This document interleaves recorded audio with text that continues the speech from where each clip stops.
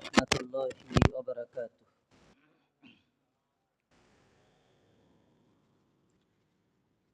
الحمد لله نحمده ونستعينه ونستغفره ونعوذ بالله من شرور أنفسنا ومن سيئات أعمالنا. من يهده الله فلا مضل له ومن يضلله فلا هادي له، وأشهد أن لا إله إلا الله وحده لا شريك له، وأشهد أن سيدنا وسندنا وحبيبنا ومولانا محمدا عبده ورسوله الذي أرسله كافة للناس بشيرا ونذيرا وداعيا إلى الله بإذنه وسراجا وقمرا منيرا. إن الله وملائكته يصلون على النبي يا أيها الذين آمنوا صلوا عليه وسلموا تسليما. সকলেই জবান খুলে দরুদ ইব্রাহিম পড়ি। اللهم صل على محمد وعلى آل محمد كما صليت على إبراهيم وعلى آل إبراهيم إنك حميد مجيد. اللهم بارك على محمد وعلى آل محمد كما باركت على إبراهيم وعلى آل إبراهيم إنك حميد مجيد.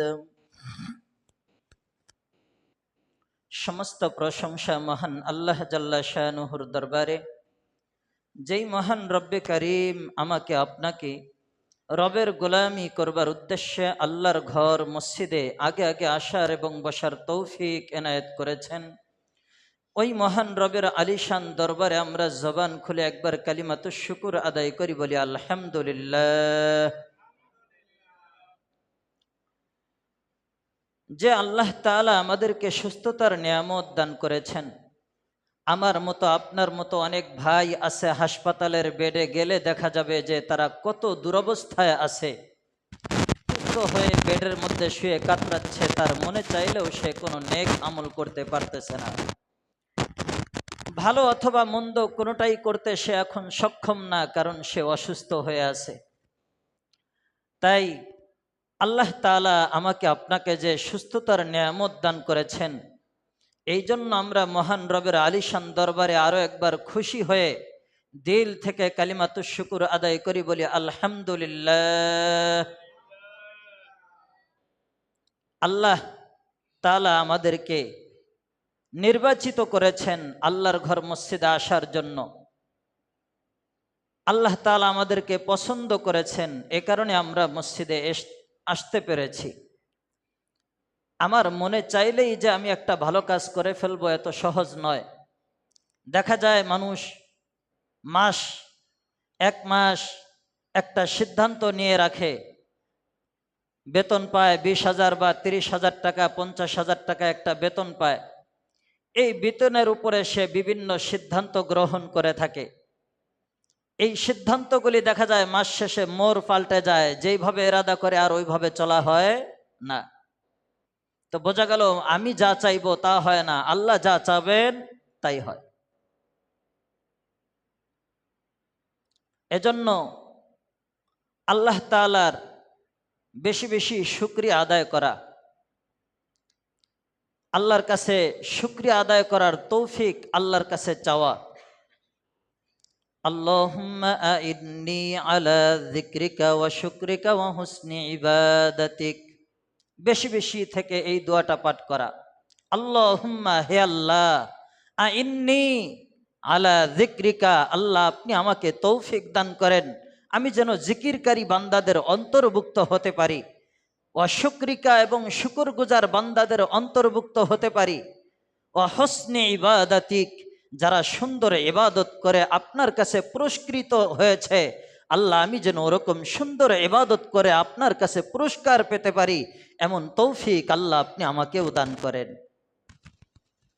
এই দোয়াগুলি বেশি বেশি পড়া, তাহলে আল্লাহ তাআলা আমাকে আপনাকে নেয়ামতের শুকরগুজার বান্দাদের কাতারে হাসর নাসর করবেন।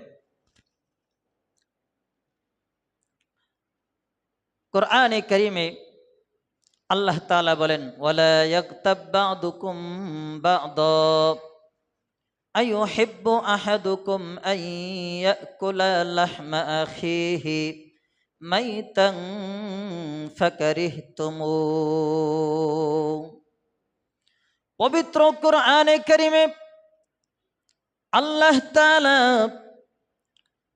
গীবতকারী এবং অন্যের দোষ চর্চাকারীর ক্ষতির কথা বর্ণনা করে অত্যন্ত কঠোর ভাষায় আল্লাহ তাআলা বর্ণনা করে বলেন, গীবতকারীকে গীবতকারীকে আপন ভাইয়ের মৃতদেহের মাংস ভক্ষণকারীর সাথে তুলনা করেছেন আল্লাহ তাআলা। যদি আপনি কারো নামে তার আড়ালে গীবত চর্চা করেন, আপনার মাঝে ওই ব্যক্তিটা উপস্থিত নাই, আপনারই সাথে চলাফেরা করে, আপনার সাথে ওঠা বসা তার আছে, এখন ওই ব্যক্তির এমন কিছু দোষ আপনি তার আড়ালে অন্য একজনের সাথে করলেন, অন্য একজনের সাথে তার কিছু দোষের আলোচনা করলেন, আল্লাহ বলেন যে ওয়ালা ইয়াগতাব বা'দুকুম বা'দা আইয়ুহিব্বু আহাদুকুম আন ইয়াকুলা লাহমা আখিহি মাইতান ফাকারিহতুমু।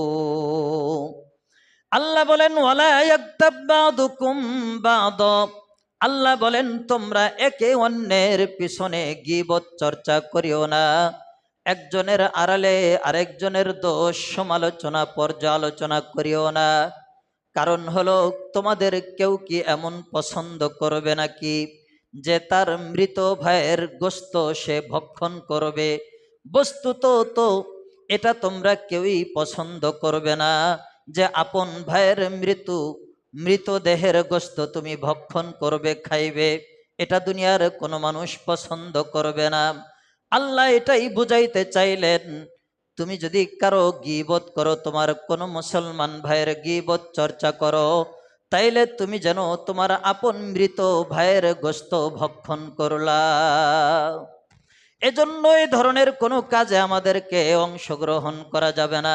একজন মুসলমান হয়ে আরেকজন মুসলমানের গীবত করা যাবে না, তার দোষ আলোচনা করা যাবে না। আল্লাহর রাসূল পয়গম্বর মুহাম্মদ সাল্লাল্লাহু আলাইহি ওয়াসাল্লাম তিনি বর্ণনা করেন, আলাল মুসলিমি কুল্লুল মুসলিমি আলাল মুসলিমি হারামুন দামুহু ওয়া মালুহু ওয়া ইরদুহু। এক মুসলমানের অধিকার অন্য মুসলমান নষ্ট করা হারাম, এক মুসলমানের অধিকার নষ্ট করা অন্য মুসলমানের জন্য হারাম। এমনিভাবে সম্পদ লুট করা, অর্থ সম্পদ লুটতারাজ করা এবং তাকে অপমান করা, বেইজ্জতি করা, এগুলি একজন মুসলমান হয়ে আরেক মুসলমানের জন্য এই কাজগুলি করা হারাম। আল্লাহর রাসূল অন্য এক হাদিসের মধ্যে বলেন, ইয়াকুম ওয়াল গীবাতা ফাইন্নাল গীবাতা আশাদ্দু মিনাজ জিনা। আল্লাহ বলেন, ইয়াকুম ওয়াল গীবাতা, তোমরা তোমাদেরকে গীবত থেকে বাঁচিয়ে রাখতে চেষ্টা করো, কেননা ফাইন্নাল গীবাতা আশাদ্দু মিনাজ জিনা। ফাইন্নাল গীবাতা আশাদ্দু মিনাজ জিনা।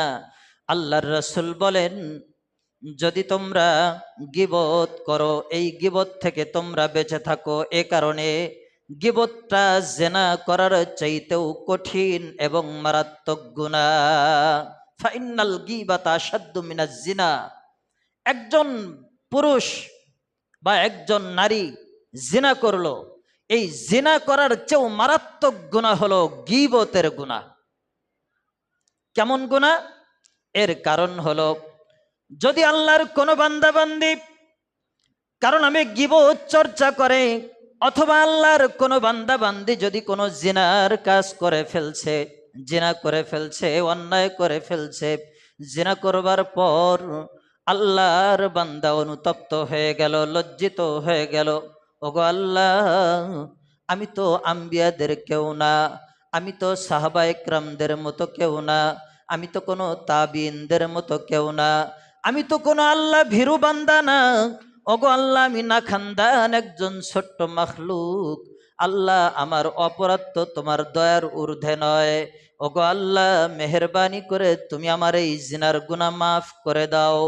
অনুনয় বিনয় করে যদি বান্দা বান্দি আল্লাহর কাছে তওবা করি আর আল্লাহর কাছে মাপ চায়, আল্লাহ বলেন কোরআনে কারিমে, ওয়াল্লাযীনা ইযা ফাআলু ফাহিশাতান আও যালামু আনফুসাহুম যাকারুল্লাহ ফাস্তাগফিরু লিযুনুবিহিম ওয়া মান ইয়াগফিরুয যুনুবা ইল্লাল্লাহ। আল্লাহ রাব্বুল আলামিন বলেন, আল্লাযীনা ইযা ফাআলু ফাহিশাতান, আমার বান্দা যখন জিনার কাজ, জঘন্য কাজ করে ফেলছে, জিনার মতো গুনাহ করে ফেলছে, জিনা করার পর আমার বান্দা লজ্জিত হয়েছে, বলতেছে আল্লাহ, আমি তো নিজের উপরে জুলুম করে ফেলছি, ফাহেশা কাজ করে ফেলছি, গর্হিত কাজ করেছি, অন্যায় কাজ করে ফেলছি, ওগো আল্লাহ, আও যালামু আনফুসাহুম, আমি আমার নিজের আত্মার উপরে বড় জুলুম করে ফেলছি। আল্লাহ, আমি যে আমার উপরে জুলুম করছি, তুমি তো রহমান, তুমি দয়া করে আমার এই জুলুম করাটাকে মাফ করে দাও। বান্দা যখন আল্লাহর কাছে এমন ভাবে আর্তনাদ করে আর বলে, ওগো আল্লাহ, আমার কাছে আর এর চেয়ে ক্ষমা চাওয়া ছাড়া কিছুই করার নাই, আমি তো ভুলটা করেই ফেলছি, আল্লাহ তুমি দয়া করে আমাকে মাফ করে দাও। আল্লাহর কাছে যখন বান্দা বারবার মাফ চাইতে থাকে, আল্লাহ তখন বলেন, আও যালামু আনফুসাহুম যাকারুল্লাহ। বান্দা যখন বারবার মাফ চাইতে থাকে আর বলে যাকারুল্লাহ, আল্লাহ আমি তো ভুল করে এখন তুমি আল্লাহকে স্মরণ করতেছি, আল্লাহ তুমি ছাড়া তো আমার গুনাহ কেউ মাফ করতে পারবে না, ফাস্তাগফিরু লিযুনুবিহিম। আল্লাহর কাছে যখন বান্দা এইভাবে গুনাহ মাফ চাইতে থাকে, তখন আল্লাহ বলেন, ওয়ামান ইয়াগফিরুয যুনুবা ইল্লাল্লাহ। আল্লাহর কাছে যখন আল্লাহর বান্দা এইভাবে মাপ চায়, আল্লাহ তখন সঙ্গে সঙ্গেই ওই বান্দার গুনাহ খাতাগুলি মাফ করে দেয়। বলেন সুবহানাল্লাহ। জিনার মতো গুনাহ আল্লাহর বান্দা তওবা করার কারণে আল্লাহর বান্দাকে আল্লাহ মাফ করে দেয়। কিন্তু খেয়াল করবেন, গীবত এত মারাত্মক গুনাহ। গীবত হলো হুকুল ইবাদ, অর্থাৎ বান্দার হক। গীবত আপনি যার নামে দোষ চর্চা করেছেন, যার সমালোচনা করেছেন, ওই সমালোচনা যার উদ্দেশ্যে করেছেন, ওই ব্যক্তি যতক্ষণ পর্যন্ত আপনাকে মাফ না করবে, আল্লাহ তাআলা ততক্ষণ পর্যন্ত আপনাকে মাফ করবে না। গীবত এত কঠিন গুনাহ, এজন্য গীবত করা যাবে না। গীবত করা কঠিন মারাত্মক একটি গুনাহ, গীবত করা যাবে না। আল্লাহর রাসূল পয়গম্বর মুহাম্মদ সাল্লাল্লাহু আলাইহি ওয়াসাল্লাম আরো বলেন, যেই ব্যক্তি গীবত করবে ওই ব্যক্তিকে কিয়ামতের ময়দানে যখন পুলসিরাত পার হতে যাবে, পুলসিরাত পার হওয়ার সময় তাকে ওই কিয়ামতের ময়দানে পুলসিরাতের উপরে তাকে দাঁড় করিয়ে রাখা হবে। যতক্ষণ পর্যন্ত এই গীবতের গুনাহ তার অন্তর থেকে আগুন দিয়ে ধুয়ে মুছে না যাবে, ততক্ষণ পর্যন্ত এই ব্যক্তি পুলসিরাত পার হতে পারবে না। সে যতই নামাজ পড়ুক, যতই রোজা রাখুক, যতই হজ করুক, যতই জাকাত দেনেওয়ালা হোক, যত ভালো আমলি করনেওয়ালা হোক না কেন, যতক্ষণ পর্যন্ত যেই বান্দার গীবত চর্চা করেছে ওই গুনাহ মাফ না হওয়া পর্যন্ত ওই বান্দা পুলসিরাত পার হয়ে জান্নাতে যেতে পারবে না। বলেন নাউজুবিল্লাহ। কত কঠিন গুনাহ, অথচ আমরা এটাকে খুবই সহজ মনে করে নিছি, খুবই সহজ মনে করে নিছি। এই গুনাহ থেকে আমাদেরকে বাঁচতে হবে। মারাত্মক গুনাহ। একবার নবী করিম সাল্লাল্লাহু আলাইহি ওয়াসাল্লাম আরো বলেন, গীবত কাকে বলে? গীবত হলো ওইটা, আপনার অবর্তমানে আপনার তিনজন বন্ধু একই সঙ্গে চলাফেরা করেন, তিনজনের মধ্যে দুইজন এখন একসঙ্গে উপস্থিত আছেন, আরেকজন অনুপস্থিত, আর দুইজন মিলিয়া এখন আপনারা ওই বন্ধুর সমালোচনা করতেছেন। তার যেই দোষগুলি আছে এই দোষগুলি আলোচনা করে একে অপরের সাথে মজা নিচ্ছেন। এই যে মজা নিতেছেন, ওই বন্ধুর অবর্তমানে আপনারা দুইজন যে গীবত চর্চা করতেছেন, এটাকেই বলা হয় গীবত।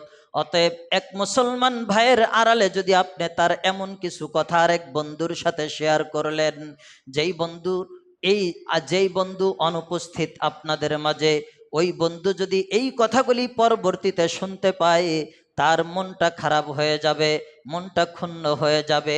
এমন কিছু আলোচনা যা করছেন, এই আলোচনাকেই বলা হয় গীবত। আল্লাহর রাসূল বলছেন এটাকেই গীবত বলা হয়। একবার একজন খাটো মহিলা, বেটে একজন মহিলা আল্লাহর রাসূল পয়গম্বর মুহাম্মদ সাল্লাল্লাহু আলাইহি ওয়াসাল্লামের নিকট এসে উপস্থিত হলেন। তার নিজের কোনো প্রয়োজন যখন শেষ হয়ে যায়, আল্লাহর রাসূলের সঙ্গে কথাবার্তা শেষ করে আল্লাহর রাসূলের থেকে বিদায় নিয়ে মহিলাটি বিদায় নিয়ে চলে যায়। আল্লাহর রাসূলের স্ত্রী উম্মাহাতুল মুমিনিন আম্মা জান আয়েশা সিদ্দিকা রাদিয়াল্লাহু তাআলা আনহা আল্লাহর রাসূলকে বললেন, ইয়া রাসূলুল্লাহ, মহিলাটা কি বেটে ছিল নাকি খাটো ছিল নাকি? যখন এই কথা আম্মা জান আয়েশা বলছেন, আল্লাহর রাসূল বললেন, তুমি তো ওই মহিলার নামে গীবত করে ফেললা। কারণ ওই মহিলা যে খাটো, এটা আমার কাছে খাটো করে উল্লেখ করার কারণে এই সংবাদটা যদি আমি তার কাছে পৌঁছাই বা তার কাছে কেউ বলে যে অমুকের স্ত্রী অমুকে তার ব্যাপারে খাটো এরকম সম্বোধন করে কথা বলেছে, তাহলে সে মন ক্ষুণ্ণ হয়ে যাবে। এতটুকু বলার দ্বারাই সে গীবত করে ফেললো। অতএব গীবত কত বড় কঠিন মারাত্মক গুনাহ। এই ধরনের কোনো গীবত আমাদের দ্বারা হওয়া উচিত না। এজন্য গীবত থেকে আমাদেরকে বেঁচে থাকতে হবে।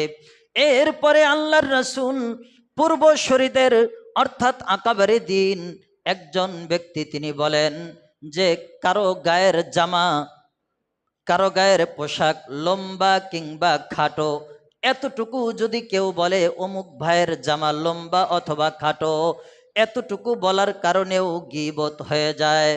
সুতরাং চিন্তা করা উচিত, কারো পরিধানের বস্ত্রর ব্যাপারে, জামার ব্যাপারে যদি খাটো অথবা লম্বা বলার কারণে গীবত হয়ে যায়, শুধু জামার ব্যাপারে এতটুকু উল্লেখ করার কারণে যদি গীবত হয়ে যায়, তাহলে স্বয়ং ওই ব্যক্তির যদি দোষ চর্চা করা হয়, তাহলে কত বড় মারাত্মক গীবতের গুনাহ হয়ে যায়। শুধু জামা লম্বা অথবা খাটো এতটুকু বললেই গুনাহ হয়ে যায়, গীবতের গুনাহ। তাইলে স্বয়ং ব্যক্তির নামে যদি দোষ চর্চা করা হয়, তার বলার বাকি রাখে না যে এটা কত বড় মারাত্মক গুনাহ। কঠিন গুনাহ। একবার আম্মা জান আয়েশা সিদ্দিকা রাদিয়াল্লাহু তাআলা আনহাকে আল্লাহর রাসূল সতর্কবাণী করলেন যে তোমরা এইভাবে আর গীবত করবে না, গীবত থেকে হুঁশিয়ারি করলেন।